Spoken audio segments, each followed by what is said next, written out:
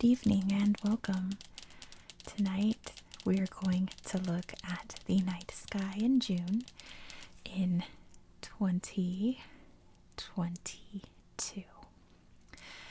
And then we're going to talk a little bit extra about space. Spoiler alert, we're going to talk about the moon. So let's just dive right in to June. It is very nearly June. Let's see what we can observe this month. Summer nights may be short, but there is certainly no shortage of targets to take in. The summer sky holds many amazing nebulae, open clusters, and globular clusters as the richest part of the Milky Way stretches across the sky. You'll find a wealth of targets, particularly in the Sagittarius and Scorpius constellations. Mercury returns to the morning sky, low on the horizon. It reaches greatest western elongation on June 16th. Look for it low in the east before sunrise, about 10 degrees below and to the left of brilliant Venus. Jupiter and Mars are now fairly high up as they begin their journey as nighttime objects. We ring in the summer with the solstice on June 21st. Yay! There's our moon calendar. Let's read a little bit about it.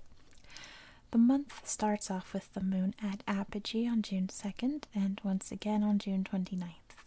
Interestingly, perigee falls on June 14th along with the full moon, and the second apogee corresponds with the new moon. On the days following June 14th, seaside dwellers will experience large tides. On June 26th, challenge yourself to see if you can find a very thin crescent moon lying about 3 degrees away from Venus in the early morning eastern sky. On the next day, for a bigger challenge, try to observe the moon about 4 degrees away from Mercury, closer to the horizon. There's the moon. There's little Venus. Little. It'll be very, very bright in the sky. Let's start off by looking at what the southern sky is going to look like this month. Something like this. Isn't that beautiful? Let's see. Libra, the scales, is in a nice position in the southern sky. Just above it is Boötes, the herdsman, with its star Arcturus shining brightly. Boötes' position also provides a great chance to observe the globular cluster Messier 3 in the nearby Canis Venatici, or the hunting dogs. So let's see Libra, the scales. We can see right here. And just above it is Boötes. There's bright Arcturus, very close to the zenith up here. And what else? Oh, Canis Venatici. And the Messier 3s are right here. You may notice a reddish star rising in the southeast. That's Antares, a massive red supergiant, similar to Orion's Betelgeuse. The star is several hundred times the diameter of the Sun and 10,000 times more luminous. It is also a binary star, though its much dimmer companion is invisible. The star gets its name from a Greek word meaning rival to Aries, Antares, due to its reddish color. Eventually, like Betelgeuse, it will end its life in a spectacular supernova explosion. So it's located down here in the southern hemisphere, but there's a really good picture of it right here. Like a big, bright Antares. Usually comes up in my part of the world, the northern hemisphere, kind of closer to the end of summer, beginning of fall, and just the sky is always really clear and bright at that time of year, so the sky is glowing red in the sky. It's so easy to find. Let's see what else. The constellation Ophiuchus, the serpent bearer, is now high in the east. Its brightest star, Russell Hag, marks the tip of the constellation. I know I pronounced these wrong. I can never say this right. But anyway, it's right here. And there's Russell Hag. I've literally never heard of this star till reading this book. So that's interesting. And let's see what else. Oh, Hercules is now positioned high in the east, providing a great opportunity to catch the globular clusters Messier 13 and Messier 92. Let's find Hercules. There he is. Big and strong muscles right there. And you can see the Messier objects right there located inside it.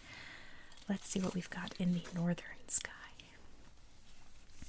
First of all, Cassiopeia is now low in the north, with the house-like Cepheus sitting on its side below Draco the dragon. Draco winds between Ursa Major, the Great Bear, and Hercules. So there she is, Cassiopeia. There's Cepheus, the little house, so cute. And Draco, of course, this big dragon constellation. Just between Ursa Major, not Ursa Minor. Ursa Major. Wait, I've lost Ursa Major. There we go. Ursa Major and Hercules. So Draco's between them. The summer triangle is also starting to rise higher in the sky. This asterism is made up of 3 stars: Altair in the constellation Aquila, the eagle; Vega in Lyra, the lyre; and Deneb in Cygnus, the swan. These 3 constellations continue to move higher up in the sky over the months, all the way into October. Cygnus is a treasure trove of beautiful clusters, and if you grab a pair of binoculars, you can get lost in this rich region of the Milky Way. So they highlighted it for us here. The summer triangle, you can see Vega in Lyra, Altair in Aquila, and Deneb in Cygnus. And Cygnus, like it said, is awash in many incredible objects. The Milky Way runs almost pretty much straight through it. So you can find lots of fun things there if you have a good telescope. Let's see what's next. To the northeast is Lacerta the Lizard, a small kite-like constellation that is situated between Cassiopeia and Cygnus. A nice open cluster, NGC 7243, lies near the head of Lacerta, which you can see through binoculars or small telescopes. So let's find it. There it is, Lacerta, little lizard. And there's NGC 7243, and you need binoculars. Lastly, June is also a perfect month to see Noctilucent clouds. These clouds form high in the atmosphere at altitudes of around 76 to 85 kilometers and occur in the northern hemisphere beginning around the middle of May. They are not completely understood, but it's believed they are caused by meteoroid dust in the mesosphere. These iridescent clouds used to only be seen in polar regions, but they have more recently been spotted farther south, even as far south as Los Angeles. You can see them right here, sort of like a ocean in the sky, it looks like a lake, all kind of, not too choppy, not too smooth, just in between. Really pretty. I've never seen anything like this, so I have to keep an eye out. It looks like it's dawn right here. Really pretty. Let's read a little bit more about the moon this month, because there's so many interesting things about it. Let's see, because we read about eclipses last month. Also, who got to see the total lunar eclipse last month?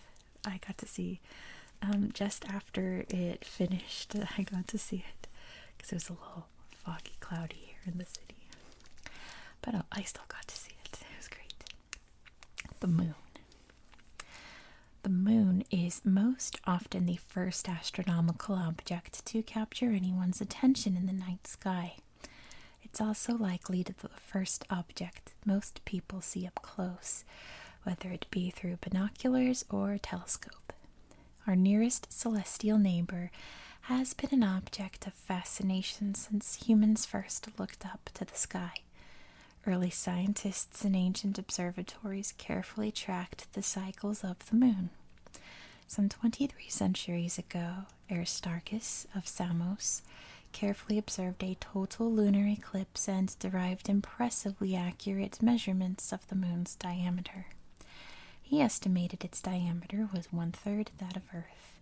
He was close. The actual percentage is 27.2, and its diameter is roughly 3,540 kilometers, or 2,200 miles.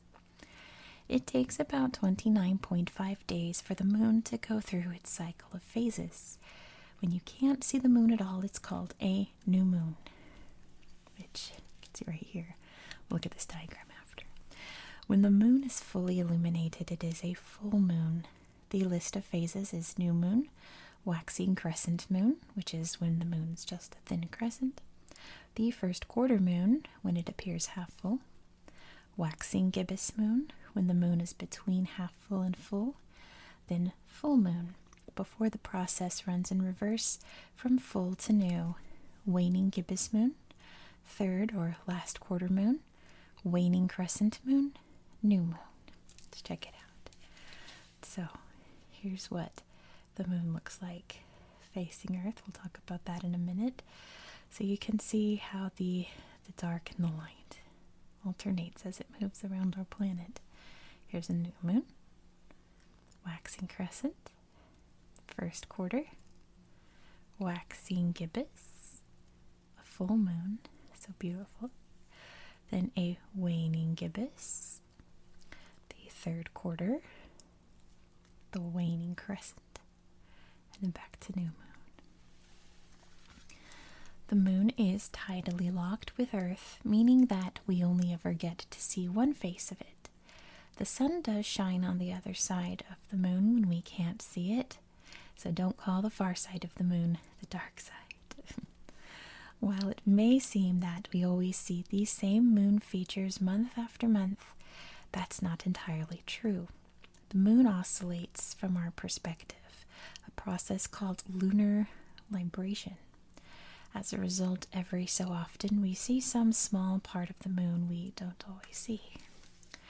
Observing the moon. You don't need a telescope to enjoy the moon. If observed even briefly on a regular basis, Earth's only natural satellite has much to offer the naked eye observer. Keep an eye on it, and you will notice things like its wandering path through the constellations, the changing phases, frequent conjunctions, which is where two planets or two objects appear close together, with planets or bright stars. I mean, planets can't have conjunctions, but anyway. Occasional eclipses, lunar libration, earth shine, which is illumination on the moon reflected from our planet, and other wonderful atmospheric effects. If you happen to take a look through a telescope, binoculars, or even a camera, our closest astronomical target offers an amazing amount of interesting detail. There are countless features on the lunar near side, and more than 1,000 have been formally named by the IAU. Many of the greatest names in astronomy, exploration, and discovery are commemorated through these names.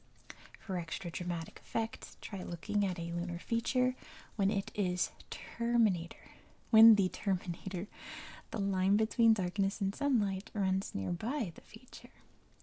The extra shadow could make it easier to see details in the object you're interested in looking at. So this line is called, I didn't know this line's called the Terminator. Interesting. That's pretty cool.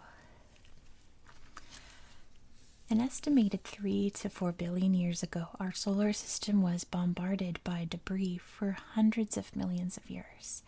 This period is called the Late Heavy Bombardment, and you can see many of the scars from that time left over on the moon. Because the moon has almost no atmosphere and no tectonic activity, those scars have remained over billions of years. Some of that activity created deep impact basins that filled with lava flows and hardened into basaltic rock. These largely circular regions were termed maria, or seas, by early astronomers because they resembled Earth's oceans. The brighter white areas, which are highlands that surround the Maria and dominate the southern portion of the Earth-facing hemisphere, feature many ancient impact craters. After the bombardment slowed to a trickle, the moon remained relatively free from intense impact activity, meaning the moon has changed very little since billions of years ago.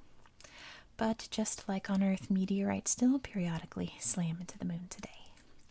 The moon map on the next 2 pages shows a few interesting features for you to target as you observe the moon.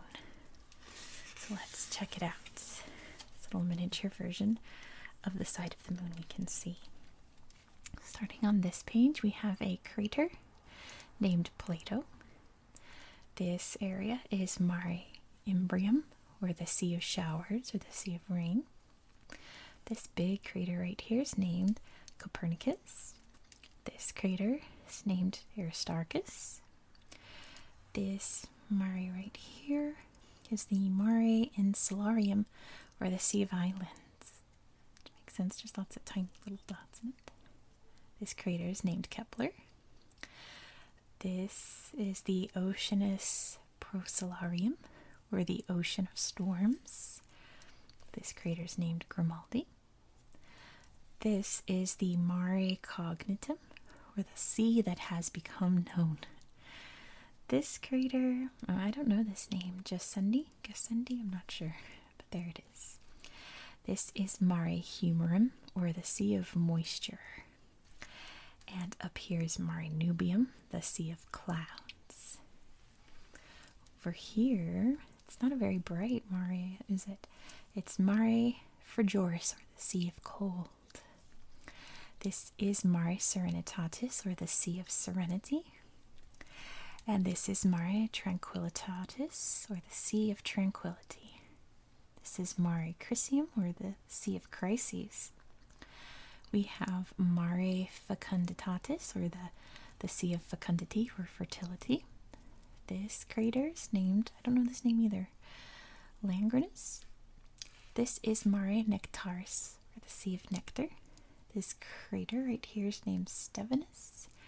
And this big crater right here is named Tycho.